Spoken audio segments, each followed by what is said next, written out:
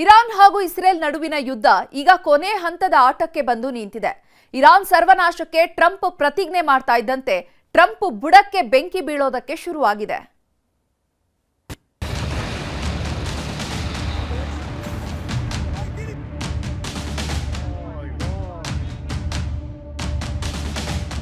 ಮಧ್ಯಪ್ರಾಚ್ಯದ ಮಹಾಯುದ್ಧ ಆರಂಭವಾಗಿ ಇಂದಿಗೆ ಬರೋಬ್ಬರಿ 30 ದಿನ. ಇರಾನ್ ಕೂಡ ತಣ್ಣಗಾಗ್ತಿಲ್ಲ. ಅಮೆರಿಕ ಇಸ್ರೇಲ್ ಪಡೆ ತಾಳ್ಮೆ ವಹಿಸ್ತಿಲ್ಲ. ತಮ್ಮಲ್ಲಿರೋ ವಿನಾಶಕಾರಿ ಅಸ್ತ್ರಗಳನ್ನ ಪರಸ್ಪರ ಹಾರಿಸ್ತಾಗಿದ್ದು ಇಡೀ ಮನುಕುಲವನ್ನೇ ಆತಂಕಕ್ಕೀಡು ಮಾಡಿದೆ. ನಾಗರಿಕ ಮೂಲ ಸೌಕರ್ಯಗಳು ಟಾರ್ಗೆಟ್. ಟೆಹರಾನ್ನ ವಿಶ್ವವಿದ್ಯಾಲಯಗಳ ಮೇಲೆ ದಾಳಿ. ಮೊದಲು ಇಸ್ರೇಲ್ ಹಾಗೂ ಅಮೆರಿಕ ಸೇನೆ ಇರಾನ್ನ ಸೇನಾ ನೆಲೆಗಳು, ಮಿಲಿಟರಿ ಹೆಡ್ ಕ್ವಾರ್ಟರ್ಸ್ಗಳನ್ನ ಟಾರ್ಗೆಟ್ ಮಾಡಿ ದಾಳಿ ಮಾಡ್ತಿದ್ವು. ಆದ್ರೀಗ ನಾಗರಿಕ ಮೂಲ ಸೌಕರ್ಯಗಳು, ಶಿಕ್ಷಣ ಸಂಸ್ಥೆಗಳು, ನೀರಿನ ಸಂಸ್ಕರಣಾ ಘಟಕಗಳ ಮೇಲೆ ಅಟ್ಯಾಕ್ ಮಾಡಲಾಗ್ತಿದೆ.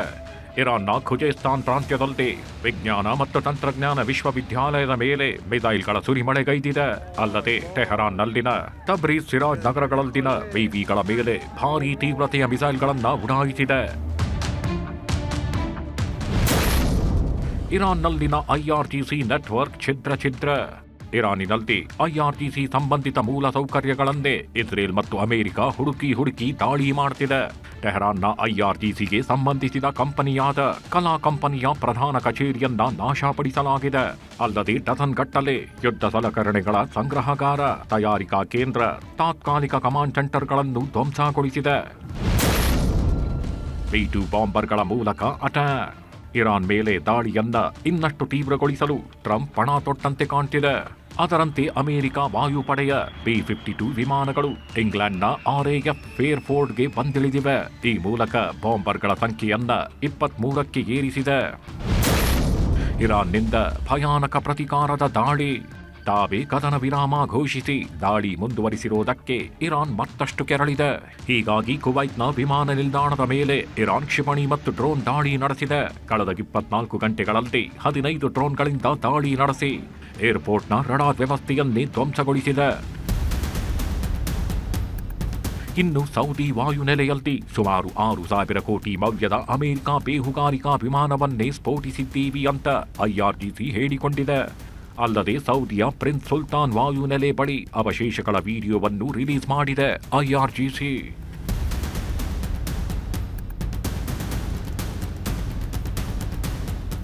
ಕೊಲ್ಲಿ ದೇಶಗಳ ಯುದ್ಧಕ್ಕೆ ಹೌತಿ ಉಗ್ರರ ಎಂಟ್ರಿಯಿಂದ ಉದ್ವಿಗ್ನತೆ ಹೆಚ್ಚಾಗಿದೆ. ಹೌತಿ ಪಡೆ ಎಂಟ್ರಿಯಿಂದ ಮಂದೇರ್, ಸೂಯೇಜ್ ಕಾಲುವೆ ಬಂದ್ ಭೀತಿ ಎದುರಾಗಿದೆ. ಒಂದು ವೇಳೆ ಈ ಜಲಸಂಧಿಗಳು ಬಂದಾದರೆ ವಿಶ್ವದ 10% ಕಡಲ ವ್ಯಾಪಾರಕ್ಕೆ ಪೆಟ್ಟು ಬೀಳಲಿದೆ. ವಿಶ್ವದ 35% ಕಂಟೈನರ್ ಸಂಚಾರಕ್ಕೆ ಕುತ್ತು ಎದುರಾಗಲಿದೆ. ಅಷ್ಟೇ ಅಲ್ಲ, ಯುರೋಪ್ ಜಲಸಂಪರ್ಕವೇ ಬಂದಾಗಲಿದೆ. ಅಮೆರಿಕ, ಇಸ್ರೇಲ್, ಇಂಗ್ಲೆಂಡ್ನಲ್ಲಿ ಜನಾಕ್ರೋಶ. ತಮ್ಮ ಯುದ್ಧದಾಹಿ ಮನಸ್ಥಿತಿಯಿಂದ ಜಗತ್ತನ್ನೇ ಕೂಪಕ್ಕೆ ತಳ್ಳಿರೋ ಟ್ರಂಪ್ ವಿರುದ್ಧ ಇಡೀ ಅಮೆರಿಕಾವೇ ಸಿಡಿದೆದ್ದಿದೆ.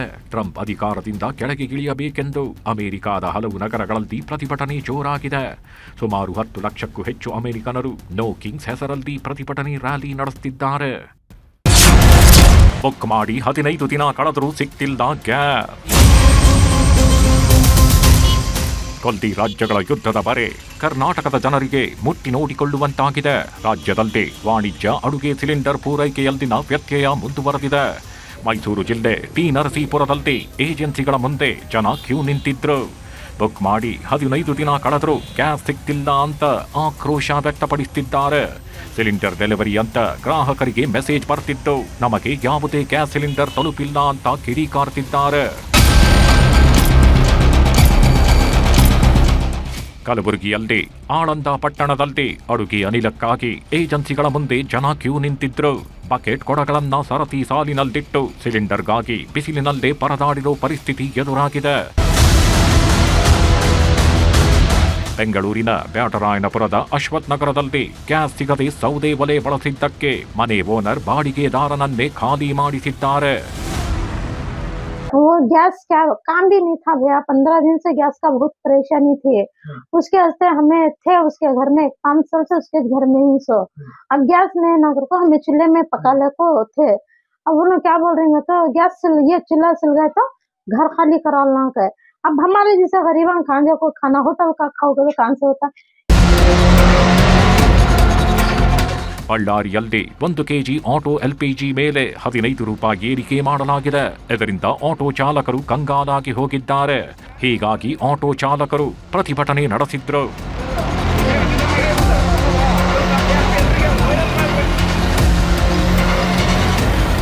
ಇನ್ನು ಕೊಪ್ಪಳ ಜಿಲ್ಲೆಯಲ್ಲಿ ಪೆಟ್ರೋಲ್ ಡೀಸೆಲ್ ಸಿಗೋದಿಲ್ಲ ಅನ್ನುವ ವದಂತಿ ಗೆದ್ದಿದೆ. ಹೀಗಾಗಿ ಕ್ಯಾನ್ ಡ್ರಮ್ ತಗೊಂಡು ಬಂದ ಜನರು ಇಂಧನ ತುಂಬಿಸಿಕೊಳ್ಳಲು ಮುಗಿಬಿದ್ದಿದ್ರು.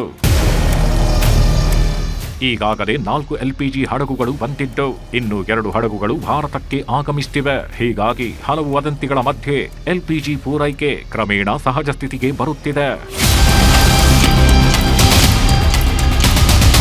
ಒಟ್ಟಾರೆ ದೇಶದಲ್ಲಿ ಸಿಲಿಂಡರ್ ಸಮಸ್ಯೆಯಿಂದ ಜನರಿಗೆ ಕ್ರಮೇಣ ಮುಕ್ತಿ ಸಿಗೋ ಲಕ್ಷಣಗಳು ಕಾಣ್ತಿವೆ.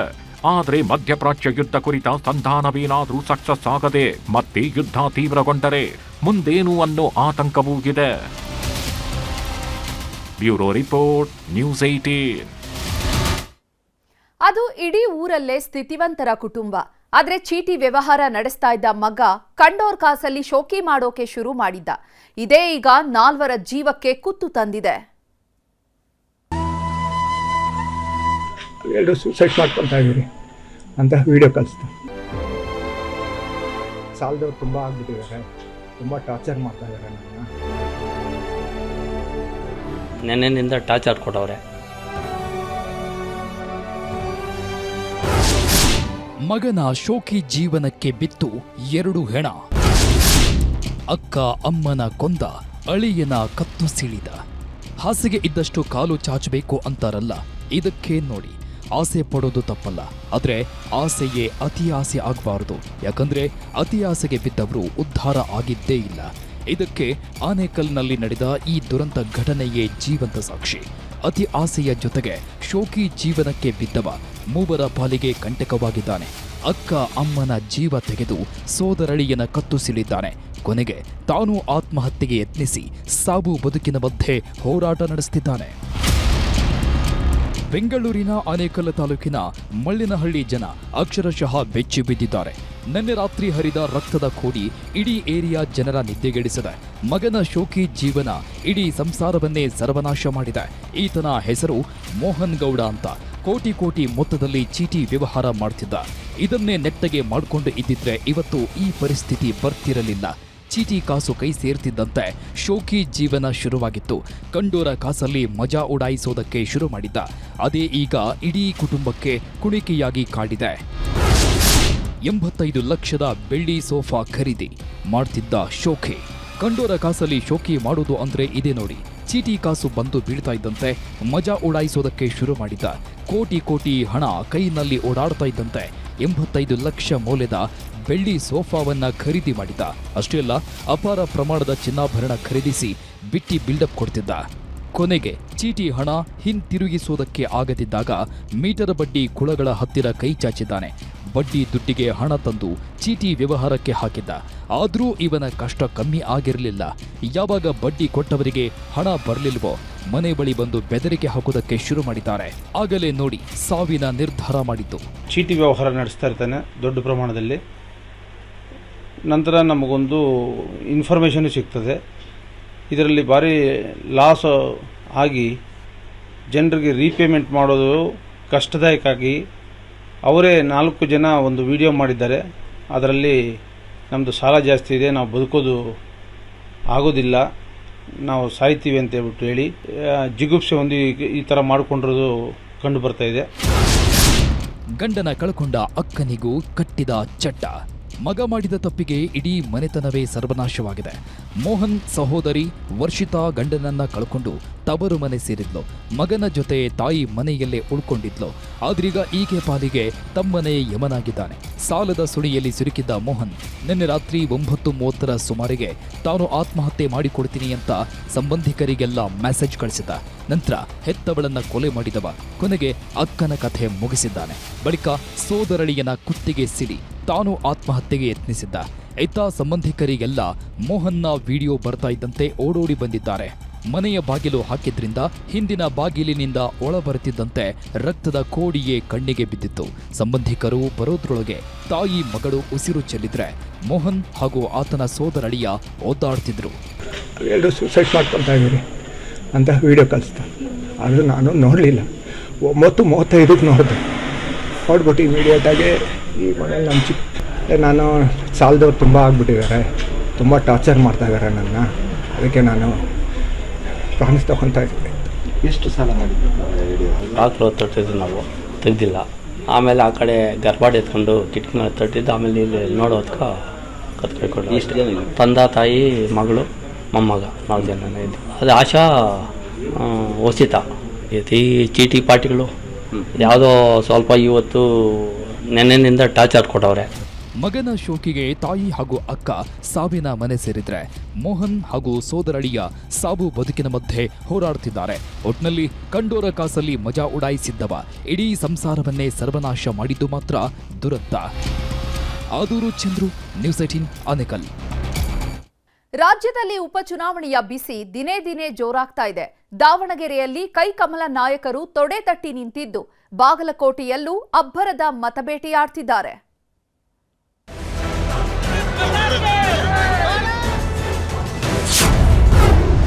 ದಕ್ಷಿಣದಲ್ಲಿ ಶುರುವಾಗಿದೆ ಕಮಲ ದಂಡಯಾತ್ರೆ. ಕೈ ಭದ್ರಕೋಟೆಯಲ್ಲಿ ಸಮರ್ಥ ಮತಬೇಟೆ. 2 ಚುನಾವಣಾ ಕ್ಷೇತ್ರ, ಆದರೆ ನಡೀತಿರೋದು ಮಾತ್ರ ನೂರಾರು ಲೆಕ್ಕಾಚಾರ. ಉಪಚುನಾವಣೆಗೆ ದಿನಗಣನೆ ಶುರುವಾಗ್ತಿದ್ದಂತೆ ಕೈಕಮಲ ನಾಯಕರ ತಂತ್ರ ರಣತಂತ್ರ ಜೋರಾಗಿದೆ. 2 ಕ್ಷೇತ್ರವನ್ನ ಉಳಿಸಿಕೊಳ್ಳಲೇಬೇಕು ಅಂತ ಕಾಂಗ್ರೆಸ್ ಹಠಕ್ಕೆ ಬಿದ್ರೆ, ಕೈ ಕ್ಷೇತ್ರವನ್ನ ಕಬ್ಜಾ ಮಾಡಿಕೊಳ್ಳಬೇಕು ಅಂತ ಬಿಜೆಪಿ ನಾಯಕರು ಜಿದ್ದಿಗೆ ಬಿದ್ದಿದ್ದಾರೆ. ಹೀಗಾಗಿ ಉಪಚುನಾವಣಾ ಕಣ ಕಾದ ಕಾವಲಿಯಂತಾಗಿದ್ದು ಅಬ್ಬರದ ಮತ ಪ್ರಚಾರ ಶುರು ಮಾಡಿದ್ದಾರೆ. ದಾವಣಗೆರೆ ದಕ್ಷಿಣ ಕ್ಷೇತ್ರ ಕಾಂಗ್ರೆಸ್ ಪಾಲಿನ ಭದ್ರಕೋಟೆ. ಹೀಗಾಗಿ ಇದೇ ಭದ್ರಕೋಟೆಯಲ್ಲಿ ಬಿಜೆಪಿ ಬಾವುಟ ಹಾರಿಸೋದಕ್ಕೆ ಕಮಲ ಪಡೆ ರಣತಂತ್ರ ರೂಪಿಸುತ್ತಿದ್ದಾರೆ. ಒಂದು ವೇಳೆ ಈ ಕ್ಷೇತ್ರವನ್ನ ತಮ್ಮ ಸುಪರ್ದಿಗೆ ಪಡೆದ್ರೆ 2028ಕ್ಕೆ ದಿಕ್ಸೂಚಿ ಆಗಲಿದೆ ಅನ್ನೋದು ಬಿಜೆಪಿಯ ಲೆಕ್ಕಾಚಾರ. ಹೀಗಾಗಿ ಬಿಜೆಪಿ ಅಭ್ಯರ್ಥಿ ಪರ ಬಿಜೆಪಿ ರಾಜ್ಯಾಧ್ಯಕ್ಷ ಬಿವೈ ವಿಜಯೇಂದ್ರ ಅಖಾಡಕ್ಕಿಳಿದಿದ್ದಾರೆ. ಚುನಾವಣೆ ಗೆಲ್ಲೋದ್ರಿಂದ ಭವಿಷ್ಯದ ರಾಜಕಾರಣ ಹಾಗೂ ಪಕ್ಷದ ಸ್ಥಾನಮಾನ ಜವಾಬ್ದಾರಿ ವಿಚಾರದಲ್ಲೂ ಪ್ಲಸ್ ಆಗುತ್ತೆ ಅನ್ನೋದು ವಿಜಯೇಂದ್ರ ಅಜೆಂಡಾ. ಇದೇ ಕಾರಣಕ್ಕೆ ಬ್ಯಾಕ್ ಟು ಬ್ಯಾಕ್ ಸಭೆಗಳನ್ನ ಮಾಡಿ ಹಿಂದುಳಿದ ವರ್ಗಗಳ ಓಲೈಕೆಗೆ ಮುಂದಾಗಿದ್ದಾರೆ. ನೇಕಾರ, ಮಡಿವಾಳ ಹಾಗೂ ಇತರೆ ಸಮಾಜದ ಮುಖಂಡರೊಂದಿಗೆ ಮೀಟಿಂಗ್ ನಡೆಸಿ ಬಿಜೆಪಿಯನ್ನ ಬೆಂಬಲಿಸುವಂತೆ ಮನವಿ ಮಾಡಿದ್ದಾರೆ. ರಾಜ್ಯದ ರಾಜಕಾರಣದ ದಿಕ್ಕನ್ನು ಬದಲಿಸುವಂತಹ ಒಂದು ಶಕ್ತಿ ಈ 2 ಕ್ಷೇತ್ರದ ಉಪಚುನಾವಣೆಗೆ ಇದೆ ಅನ್ನೋದನ್ನು ಸಾರ್ವಜನಿಕರು ಮಾತನಾಡ್ತಾ ಇದ್ದಾರೆ. ಕೈ ಭದ್ರಕೋಟೆಯಲ್ಲಿ ಬಿಜೆಪಿ ಮತಬೇಟೆ ಮಾಡ್ತಿದ್ರೆ ಕಾಂಗ್ರೆಸ್ ಅಭ್ಯರ್ಥಿ ಸಮರ್ಥ್ ಶಾಮನೂರು ಕೂಡ ಬಿರು ಬಿಸಿಲ ಮಧ್ಯೆಯೂ ಅಂಬರದ ಪ್ರಚಾರ ಮಾಡ್ತಿದ್ದಾರೆ. ಶಾಮನೂರು ಕುಟುಂಬಕ್ಕೆ ದಾವಣಗೆರೆ ದಕ್ಷಿಣ ಕ್ಷೇತ್ರ ಪ್ರತಿಷ್ಠೆಯ ಕಣವಾಗಿದೆ. ಕಾಂಗ್ರೆಸ್ ಪಾಳಯದಲ್ಲದೆ ಜಿದ್ದಿಗೆ ಬಿದ್ದು ಟಿಕೆಟ್ ಗಿಟ್ಟಿಸಿಕೊಂಡಿದ್ದಾರೆ. ಹೀಗಾಗಿ ಗೆಲ್ಲಲೇಬೇಕಾದ ಅನಿವಾರ್ಯತೆಗೆ ಬಿದ್ದಿದ್ದು ಭಾರೀ ರಣತಂತ್ರ ರೂಪಿಸುತ್ತಿದ್ದಾರೆ. ಹಗಲು ರಾತ್ರಿ ಎನ್ನದೇ ಸಮರ್ಥ್ ಪ್ರಚಾರ ಮಾಡ್ತಿದ್ದು ಈ ವೇಳೆ ಜೋಗಮ್ಮ ಆಶೀರ್ವಾದ ಸಿಕ್ಕಿದೆ.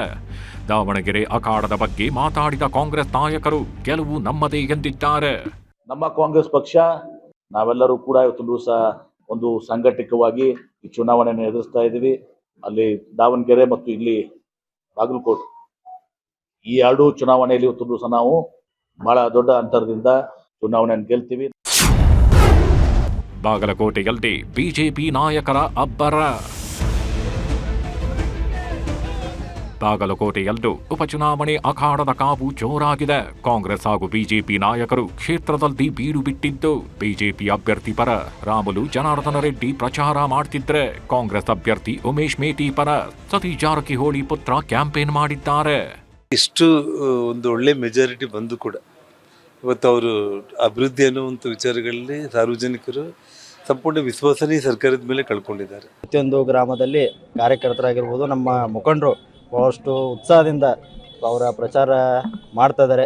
ಗೆಲ್ಲುವಂಥ ಎಲ್ಲ ವಿಶ್ವಾಸ ಅವರಲ್ಲಿ ಇದೆ. ಉಚ್ಚಾಟಿತ ನಾಯಕ ಯತ್ನಾಳ್ಗೆ ಫುಲ್ ಡಿಮ್ಯಾಂಡ್. ಬಿಜೆಪಿಯ ಉಚ್ಚಾಟಿತ ನಾಯಕ ಬಸನಗೌಡ ಪಾಟೀಲ್ ಯತ್ನಾಳ್ಗೆ ಭಾರೀ ಡಿಮ್ಯಾಂಡ್ ಶುರುವಾಗಿದೆ. ಬಿಜೆಪಿ ಅಭ್ಯರ್ಥಿಯ ಆಪ್ತರಾಗಿರೋದ್ರಿಂದ ಯತ್ನಾಳ್ ಪ್ರಚಾರಕ್ಕೆ ಬರ್ತಾರೆ ಅನ್ನೋ ಮಾತುಗಳು ಕೇಳಿ ಬರ್ತಿವೆ. ಈ ಬಗ್ಗೆ ಪ್ರತಿಕ್ರಿಯೆ ನೀಡಿದ ಶ್ರೀರಾಮುಲು, ಯತ್ನಾಳ್ ಈಗಲೂ ನಮ್ಮ ನಾಯಕ, ಪ್ರಚಾರಕ್ಕೆ ಬರೋದ್ರಿಂದ ಯಾವುದೇ ಸಮಸ್ಯೆ ಇಲ್ಲ ಎಂದಿದ್ದಾರೆ.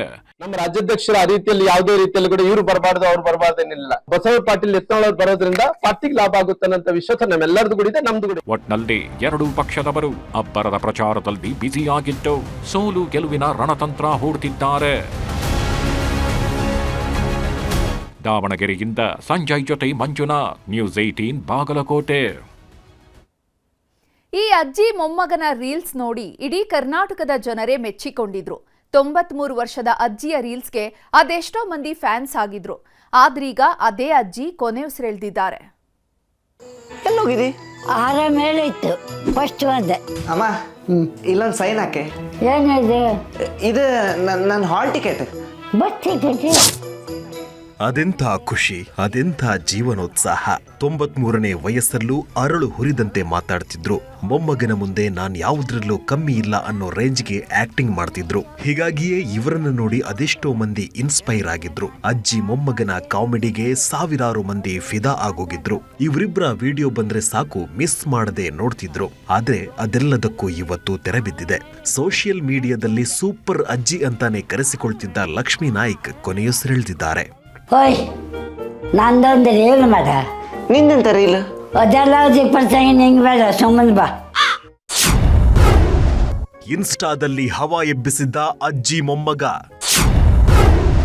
ಇಳಿ ವಯಸ್ಸಿನ ಅಜ್ಜಿಗೆ ಮನಸೋತಿದ್ರು ಕರುನಾಡಿನ ಜನ. ಮ್ಯಾನೇಜರು ಕಟ್ ಮಾಡ. ಉದ್ದ ಖರ್ಚು ಮಾಡಲ, ಅದು ಖರ್ಚು ಮಾಡಲ. ಸರಿಯಾಗಿ ಕಣ್ಣು ಕಾಣ್ತಿರ್ಲಿಲ್ಲ, ಕಿವಿಯೂ ಕೇಳಿಸ್ತಿರ್ಲಿಲ್ಲ, ಗಟ್ಟಿಯಾಗಿ ನಿಲ್ಲೋದಕ್ಕೂ ಆಗ್ತಿರ್ಲಿಲ್ಲ. ಆದ್ರೆ ಮೊಮ್ಮಗನ ಜೊತೆ ರೀಲ್ಸ್ ಮಾಡೋದಕ್ಕೆ ಇಳಿದ್ರೆ ಮಾತ್ರ ಹಿಂದೆ ಮುಂದೆ ನೋಡ್ತಿರ್ಲಿಲ್ಲ. ಮೊಮ್ಮಗ ಹೇಳಿಕೊಟ್ಟಂತೆ ಅರಳು ಹುರಿದಂತೆ ಡೈಲಾಗ್ ಹೊಡಿತಿದ್ದ ಲಕ್ಷ್ಮಜ್ಜಿ ಅದೆಷ್ಟೋ ಜನರ ಪಾಲಿಗೆ ಫೇವರಿಟ್ ಆಗಿದ್ರು. ಮೊಮ್ಮಗ ಸೂರಜ್ ಯಾವುದೇ ವಿಡಿಯೋ ಮಾಡಿದ್ರು ನಿಮ್ಮಜ್ಜಿ ಎಲ್ಲಿ ಅಂತ ಕಮೆಂಟ್ಗಳ ಸುರಿಮಳೆ ಬರ್ತಿದ್ವು. ಅಷ್ಟರ ಮಟ್ಟಿಗೆ ಜನ ಇವರನ್ನ ಇಷ್ಟಪಡ್ತಿದ್ರು. ಕ್ಯಾಮೆರಾ ಹಾಕುವ ಬ್ಯಾಡ್ವೆ ಅಂತಕ್ಕೆ ನೀನೇ ಇದೆಯಲ್ಲ. ಉತ್ತರ ಕನ್ನಡ ಜಿಲ್ಲೆಯ ಯಲ್ಲಾಪುರ ತಾಲೂಕಿನ ಮಂಚಿಕೇರಿಯ ಸೂರಜ್ ಡ್ರಾಮಾ ಜೂನಿಯರ್ ಮೂಲಕ ಖ್ಯಾತಿ ಪಡೆದ ನಟ. ಮನೆಯಲ್ಲೇ ಇದ್ದಿದ್ರಿಂದ ತಮ್ಮ ಅಜ್ಜಿ ಜೊತೆ ರೀಲ್ಸ್ ಮಾಡೋದಕ್ಕೆ ಶುರು ಮಾಡಿದ್ರು. 93 ವರ್ಷದ ಲಕ್ಷ್ಮೀ ನಾಯ್ಕ್ ಜೊತೆ 10 ವಿಡಿಯೋ ಮಾಡಿದ್ದಾರೆ. ಸಾಮಾಜಿಕ ಸಂದೇಶ ಸಾರುವ ವಿಡಿಯೋ ಜೊತೆಗೆ ತಿಳಿ ಹಾಸ್ಯದ ವಿಡಿಯೋಗಳು ನೋಡುಗರ ಮನಸ್ಸು ಗೆದ್ದಿದ್ವು. ರೀಲ್ಸ್ ಅಜ್ಜಿ ನಿಧನ ಆಗಿದ್ದು ನಮಗೆಲ್ಲ ಶಾಕಿಂಗ್ ತಂದಿದೆ ಇವತ್ತು. ಅವರ ಒಂದು ಕಾಮಿಡಿ ಏನಾಗಿತ್ತು ನಮ್ಗೆ ನೋಡಿ ಒಂಥರ ಖುಷಿ ಆಗ್ತಿತ್ತು. ನಾವು ರೀಲ್ಸ್ ಓಪನ್ ಮಾಡಿದಾಗ ಅವ್ರ ಕಾಮಿಡಿ ನಮಗೊಂಥರ ಇಷ್ಟ ಆಗ್ತಿತ್ತು. 93 ವರ್ಷದ ಲಕ್ಷ್ಮಜ್ಜಿ ಇತ್ತೀಚೆಗೆ ವಯೋಸಹಜ ಕಾಯಿಲೆಯಿಂದ ಬಳಲ್ತಿದ್ರು. ನಿನ್ನೆ ಚಿಕಿತ್ಸೆ ಫಲಕಾರಿಯಾಗದೆ ಉಸಿರು ನಿಲ್ಲಿಸಿದ್ದು ಅಜ್ಜಿ ಮೊಮ್ಮಗನ ಬಾಂಧವ್ಯಕ್ಕೆ ತೆರೆ ಬಿದ್ದಿದೆ. ಈ ವಿಷಯ ಗೊತ್ತಾಗ್ತಿದ್ದಂತೆ ಸಾಮಾಜಿಕ ಜಾಲತಾಣದಲ್ಲಿ ನೂರಾರು ಮಂದಿ ಸಂತಾಪ ವ್ಯಕ್ತಪಡಿಸಿದ್ದಾರೆ. ನನ್ನ ಮುಖ ನೋಡಿದ್ರೆ ಸಾಯ ತನಕ ಸಿಂಗಲ ಉಳಿತೇನ. ದರ್ಶನ್ ನಾಯ್ಕ್, ನ್ಯೂಸ್ 18 ಕಾರವಾರ. ಕೋಲಾರ ಜನರಿಗೆ ಶುದ್ಧ ಕುಡಿಯುವ ನೀರು ಸಿಗಲಿ ಅಂತ ಸರ್ಕಾರ ಕೋಟಿ ಸುರಿದಿತ್ತು. 1239 ಶುದ್ಧ ನೀರಿನ ಘಟಕವನ್ನ ನಿರ್ಮಿಸಲಾಗಿತ್ತು. ಆದ್ರೀಗ ಅವೆಲ್ಲ ತುಕ್ಕು ಹಿಡಿದಿದ್ದು ಹನಿ ನೀರಿಗೂ ಪರದಾಡ್ತಿದ್ದಾರೆ. ಕೋಲಾರ ಜಿಲ್ಲೆಯಲ್ಲಿ ಕುಡಿಯೋ ನೀರಿಗಾಗಿ ಹಾಹಾಕಾರ ಶುರುವಾಗ್ಬಿಟ್ಟಿದೆ. ಜಿಲ್ಲೆಯಲ್ಲಿ 15 ರೂಪಾಯಿ ಕೊಟ್ಟು ಕೊಂಡ್ಕೊಂತಾ ಇದೀವಿ ನಾವು. ಇವಾಗ ಬೇಸಿಗೆ ಕಾಲ, ನೀರು ಜಾಸ್ತಿ ಬೇಕು. ಎಲ್ಲ ಬಡ ಮಕ್ಕಳು. ಕೋಲಾರದಲ್ಲಿ ಶುರುವಾಗಿದೆ ಜೀವಜಲದ ಹಾಹಾಕಾರ. ತುಕ್ಕು ಹಿಡಿದ ನೀರಿನ ಫಿಲ್ಟರ್ ಘಟಕ ಕೇಳೋರಿಲ್ಲ ಕಷ್ಟ. ಬಡವನ ಕೋಪ ದವಡೆಗೆ ಮೂಲ ಅಂತಾರಲ್ಲ, ಇದಕ್ಕೆ ನೋಡಿ. ಬಡವರು ಕಣ್ಣೀರಿಟ್ರೇನು, ಬಡವರು ಹನಿ ನೀರಿಗೂ ಪರದಾಡ್ತಿದ್ರೇನು. ದೊಡ್ಡವರು ಅನಿಸಿಕೊಂಡವರು ಮಿನರಲ್ ವಾಟರ್ ಕುಡ್ಕೊಂಡು ಆರಾಮಾಗಿದ್ದಾರೆ. ಹೀಗಾಗಿ ಜನಸಾಮಾನ್ಯರ ಕಷ್ಟ ಯಾರಿಗೆ ಗೊತ್ತಾಗುತ್ತೆ ಹೇಳಿ. ಸಮಸ್ಯೆ ಆಲಿಸಬೇಕಿದ್ದ ಅಧಿಕಾರಿಗಳು ಕೂಡ ಗಡದ್ದ ನಿದ್ದೆಗೆ ಜಾರಿದ್ದಾರೆ. ಕೋಲಾರ ಜಿಲ್ಲೆಯಲ್ಲಿ ಹನಿ ನೀರಿಗೂ ತತ್ವಾರ ಶುರುವಾಗಿದ್ದು ಶುದ್ಧ ಕುಡಿಯುವ ನೀರಿನ ಘಟಕಗಳೆಲ್ಲ ತುಕ್ಕು ಹಿಡಿದು ಹೋಗಿವೆ. ಬೇಸಿಗೆ ಅನ್ನೋದು ಕೋಲಾರ ಜನರ ಜೀವ ಹಿಂಡೋದಕ್ಕೆ ಶುರು ಮಾಡಿದೆ. ಹೀಗಾಗಿ ಜನರ ಧ್ವನಿಯಾದ ನ್ಯೂಸ್ 18 ಕನ್ನಡ ನಮ್ಮೂರಲ್ಲಿ ನ್ಯೂಸ್ 18 ಅನ್ನೋ ವಿಶೇಷ ಕಾರ್ಯಕ್ರಮದ ಮೂಲಕ ಅಧಿಕಾರಿಗಳನ್ನ ಬಡಿದೆಬ್ಬಿಸುತ್ತಿದೆ.